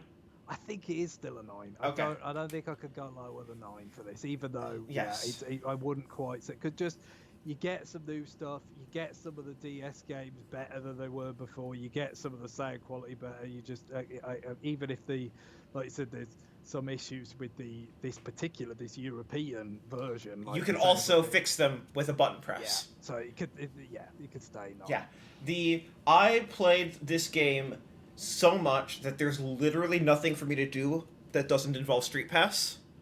And by Oh right, that, yeah. I mean I have a flow of 100. I Oh have a yes, the 100 score flow. on every single one, including Lockstep. That is impressive. That's Yes, truly, I have truly a impressive. true perfect on everything except for the Street Pass because that's the one thing I can't. Yeah, yeah. There is just physical limitations on It some of was that. this that was in the days before I had my Japanese system, so I was just it was like that it was my old 3DS hacked that Gotcha. was playing it. Thanks to yes, Yes. this was the game that got me to find Cubic Ninja. Yes. Rest in peace to the Japanese 3DS eShop credit card trick Yeah, I as of loaded 2 up. days ago. I did load up beforehand. I Oh, forgot. I have $450 on my Japanese eShop, and my bank gave me a very concerned call. I'm sure they Of being did. like, I'm I'm sure sorry, I did. you put in seven $50 transactions back to back? Yeah, because it's 5,000 yen is the highest Yes. increment that you could Uh-huh. do in a chunk. Yeah, it wasn't quite that much that I put it, but I definitely wanted to have a good chunk on there. You might get a couple of vouchers. Then I want It's the to buy. vouchers for me because Yeah, it's just but not it's in the North best America. way. It is the best way to get first party stuff. Like it Yeah, just I is. just can't But believe it's not in North America. yeah, I mean, we do get vouchers here, but they're just not as economical. Like, Yes. it's basically more like, I mean, it varies on the exchange rate when you buy the currency, obviously, but it's more like £33 a pop rather than 42. So it's a Right. substantial saving in that sense. But yeah, it wasn't quite as much. Maybe yeah. I don't know whether I raised any flags at the bank, but still, I love it the, because the automated call is like an order in the amount of $42 at Nintendo eShop in Kyoto because it can't say eShop, so it's just eShop. yes, Um, Pokemon Sun and Pokemon Moon. Yeah, so I came. Yeah, this was after a pretty significant layoff because I hadn't had a Pokemon since Soul Silver, and I got back to it with Pokemon Moon, and I really quite enjoyed it. I guess it was difficult for me to sort of disentangle what had been going on with the intervening games and what was new for this one, because it was quite sort of different, right, from some of its immediate predecessors with the Kahuna battles, and the environment being more sort of open, and so it seemed like it'd come quite a way, for Mhm. Pokemon, which is incremental in its kind of evolution. Well, And we'll check back in on that next week. yes, true. But I went with Litten, obviously Mm-hmm. evolving into Incineroar, and yeah, it was really a good experience. I liked it a lot, so I think I'll go with an 8 on that. But as Okay. someone who knows a lot more about Pokemon than I Totally. do, any thoughts It about was where really this sort of... fresh. The new Pokemon were great. The soundtrack is great. It's a lot of fun. The story is interesting. Yeah, Pokemon Sun and Moon are fucking amazing. They are the best Pokemon games on 3DS. No, it was pretty good. Didn't go for. I didn't feel the need to go for Ultra Sun and Moon. I guess we We'll could get come to it, there. but We'll get there yeah, next week. it was strong. Picross 3D Round 2. We Uh-oh. picked the original Picross 3D, and it's like 3DS. Well, it's the perfect marriage. You've got to have more of it, and if we had to wait, but we did eventually get it. It was, more 3D Picross, and Sure it was still was. fun. I liked it. I would go with an 8 for that as well. Okay. Super Mario Maker for Nintendo 3DS. Yeah, weird salvage project. It's kind Fuck. of this is so strange to rate because in some ways it's really kind of like misses the point of the Sure original. does. It really is like, okay, this doesn't make that much sense. Like, what is the point of this? But they did have some nice things in terms of, oh, it's actually some like more levels that we've kind of designed, and like these like achievement Yeah. type things for like, you What are kills doing... me is you can't enter level codes and you can't search. That Yeah, if you that want to that play levels, it's fucking completely random. And yeah. also, if you're in the new Super Mario Brothers style, the frame rate is terrible. Yeah, no, exactly. It just feels like this very strange salvage, just like this doesn't, this on no level really makes any kind of sense other than the obvious, which is you made this thing that has merit, and it fell in the forest with no one there to hear, and now you just want to put it on somewhere that actually has a user base, even though it doesn't make much bloody sense to do Exactly. it, So and you just do it anyway. you gave the Wii U version a 9. I think probably. I mean, I ended up buying it when it was cheap. It was on a deal, and had some fun just playing some of that like design content and random Mm-hmm. stuff and whatnot. But and like I said, it's difficult to balance all this. I'm thinking a 6. Okay. It's you could there's fun to be had with it, and maybe under the right circumstances with like siblings or close friends, like sharing levels Yeah, back, and like you design a bit, I design a bit. Maybe there's some fun even in that sense, but it just feels to it's me also it's such a so high barrier to entry as two systems and two $40 games. exactly, you are talking about a limited scenarios where that could happen, and it does feel like a pale shadow of the real deal. Yes, that sounds like something that works great in the developer's office. Yeah, When yeah, and everyone again, has a dev kit and a copy of the game and a build of the game. we are in this like fire whatever you got kind of Yes. phase, so I Alright. understand it from that point of And view. that was the year until we, with the exception of 3DS eShop, Flipnote Studio 3D. Yeah, I mean, yeah, we talked about my lack of finish things and whatnot. So I didn't really do much with this. I'm sure there's lots of things people did do that was Yeah. like cute and fun with it. And there's gamification, Yeah, which is so why it's here. Like, there's gamification of the online stuff, but it also never. It came so late that it was a My Nintendo reward. And when in all this, how long did they take to put Miiverse on 3DS again? Miiverse launched in like 2015. Yeah, so I guess that was it was a bit late in Yeah. some ways, isn't it? If it'd been a bit sooner, maybe that could have been more of a sort of identified with feature. Although I guess it was always a bit kind of slow, right, on 3DS. Yes. Yeah. So, maybe another 6 for that. Okay. Apologies, it was 2014 for Miiverse. I just remembered. Mini Mario and Friends Amiibo Challenge, the 10th of these fuckers. Oh my god. You Well, gave the Wii U version a 5.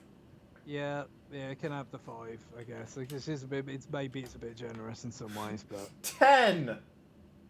it's remarkable. I don't know what precisely those remarks would be, but it's remarkable. What the fuck are you doing, NST? I know what NST does. NST supports third-party developers. But also, I guess they make Mario games. Yeah, it's like a side gig. It's like, I don't know, it's like I don't know, you're a film editor, but Yes. you're in a band on the side or something. I Yeah. don't know. It's weird. Alright, so here we have Nintendo scrambling to have anything out and being like, oh shit, remember that Game Freak game from 4 years ago? Let's put Pocket Card Jockey out. Yeah, so I didn't get around to this other than I think I played some because you could play a demo, but quite a lot of people, Guillaume certainly was one, but more than that, many people seem to really, really like this. It's really good. Yeah, so I'm thinking an 8 for Pocket Card. Sounds great. Box Boy. Yeah, same as before. They had not got around to playing this in 4 hours, or just sort of demo stuff. But I think 7 is probably. Yep. I'm not aware that this is like very big difference with other Box Boy stuff. So No, it's more. Seems- People like that. Yeah. Metroid Prime Blast Ball. yeah, so I mean I played this a little bit. Obviously, this was somewhat significant for. Being part of the kind of unfortunate response to Yes. the Federation Force, this was kind of what was shown first. It was kind of it was an amusing sort of. I've got thing. stories about that I should not share in a public forum, but there was some confusion at Nintendo over why the fuck do people hate this one. So I mean, I assume Rocket League existed at this point, but a Blast Ball was kind of essentially like a twist on it that they kind of conceived of, within the confines of Federation Force. So yeah, I mean, I went on to play Rocket League on Switch, and I put quite a lot of time into that. I do like it a lot, and I did enjoy playing this, to a fair degree, but obviously it's not the deepest thing in the world, and it's not as kind of fast-paced and intense as Rocket League. So I think it probably could have the 6, the same as the main game, I guess. Okay. All right, on to your favorite platform of all time. Yes. Mobile phones. What about Miitomo? Well, again, didn't have the pleasure of this, but everybody seemed to think it was kind of pointless, I guess, was the main thing. Some people were more like, amused by its pointlessness than others. I don't know. What is there to say about this? I mean, look, it's kind of exhausting and a lot, but whatever. Mii's got dropped into something, and they was like a gashapon thing or something. Yeah, you could play pachinko with your Mii. Pachinko. Yeah, it was Pachinko Mii. That's it. Why? I don't know. It's a strange. This sort of oblique communication app. Very, very strange. Of course, they gave us James Jones is my daddy. That shouldn't be ignored in its cultural heritage, legacy, I should say. So yeah, that's a big one. Um, I'm thinking a 4. I don't know whether that's Yeah. generous or not. To be honest, I'm not educated to say on this. To be honest, It was obnoxious as someone who played it. It was just like it asked me a question, and sometimes it would literally just be like, "What's your favorite condiment for a hot dog?" And then sometimes it would be, "What do you want to achieve in life?"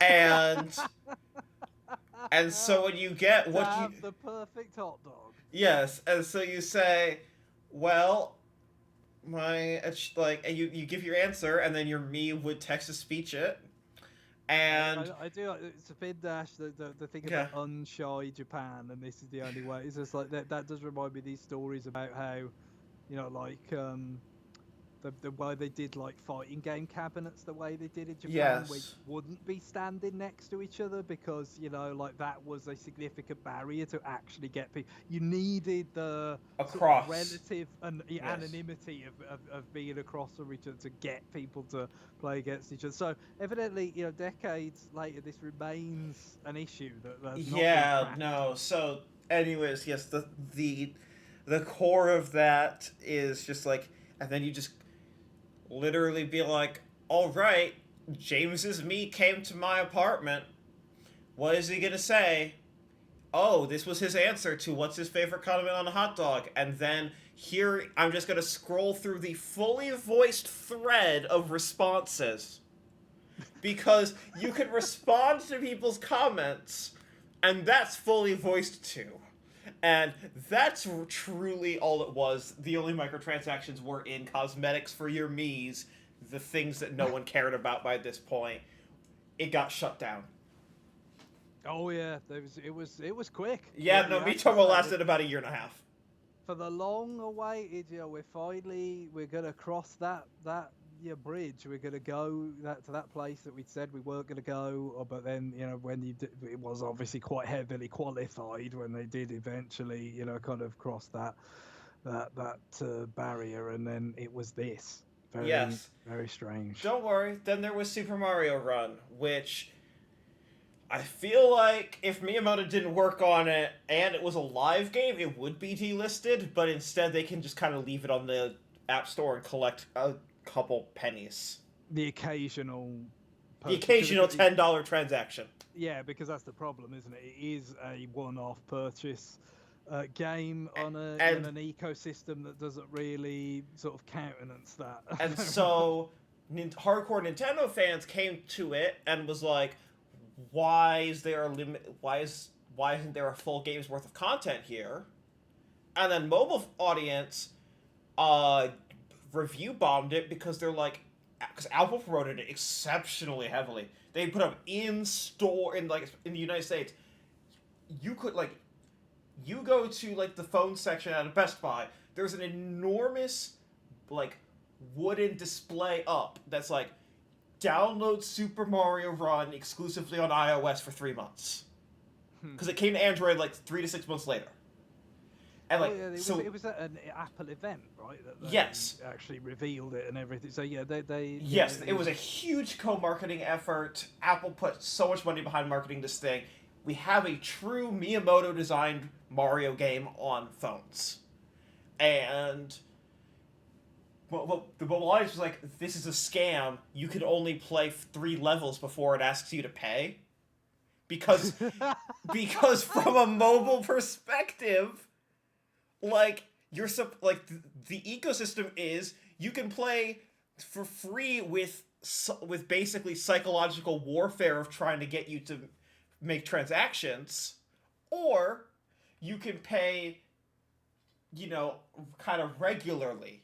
Like that's kind of the thing. Whereas this is just not a business model. No, no. And Evidently, in many ways, it's feels like they kind of set out to prove something, that yeah, this either would or wouldn't work, and it like very much would not. yes, I truly wonder if they would have been better served. I know that they would have hated, like, the reason they didn't do this was because they wanted people to be able to try it. I truly wonder if they just put the $10 fee right up front on the App Actually, up Store front, yeah. and then just had no in-app purchases and, like, literally say that no in-app purchases, it's a Mario game, it's on your phone. I wonder, yeah, imagine if they held off until Apple Arcade. My lips are sealed. I'm not qualified to talk about Apple Arcade because I have too many games on Apple Arcade. Um, Super Mario, yes. Anyway, so Super Mario Run. Did you ever try it? I've not tried it. No, never have tried it. It's a game that you can play with one hand for some reason. Because you're holding on to the subway. Yeah, that's the actual reason. But they didn't want to film Miyamoto like holding a subway pole or something, so they literally filmed a video of like, this is what you can do with one hand, and like him just eating shit. And it's like, and of course all the jokes are like, so you can masturbate while you play Mario. It's, I mean, I guess that's another one of those Japanese cultural difference. They're probably not as the public transport aspect. Yes, is much more transparent to them. Yeah, they don't need to explain. They put out that trailer did not go up on any Japanese language. Yeah. That was like trying to explain to Westerners why you might not want full control. Yes. Of Mario. I mean, I have as somebody who's used plenty of public transport and trains in his life. I do remember seeing someone performing quite an incredible sort of act of physical contortion to play PSP. Hell on an yeah! Absolutely ram-packed train. Just like one of those days where everybody is like sardines, and it's like a couple of inches from his face, and his arms are pinched in really tight inside his body, and somehow he was playing. I don't know what he was playing because I was, sort of behind the system. You couldn't see the screen. Not over the no, that's incredible. But it's like, wow, that's commitment. Yeah, that is incredible. No, so Super Mario Run also did get a major update that that remixed a bunch of stuff. And like remix the existing levels, and it added more stuff for you to do to be able to like return to the app. It's fine. It's not amazing. The song from that remix should have been in Smash, and it's frustrating that it wasn't. And yes, it is on Android. It was not. It was a timed exclusive, which is a weird thing to say about a Nintendo game, because this is where Nintendo is actually third party. But yeah. So yeah, what I can recall hearing about is that it's for the sort of parameters that they set with the one hand control and all that kind of thing. It's a sort of somewhat solid adaptation of sort of some of the core Mario kind of design to this format, but obviously it loses things in the translation. But yeah, well, I was thinking maybe a 5. 5 or 6. Yeah. So. Okay. Wow. 6.5 exactly. Oh, okay. No rounding it. So yeah, pretty much what I expected, which is to say, yes, there were a lot of lows in 2016, but it was never going to get lower. There were some lows in 2016, even though it feels like the good old days now. Oh, God. Look, 2016 was a nightmare year if we're not talking about Nintendo games. So, like, Granted, every year is a nightmare year.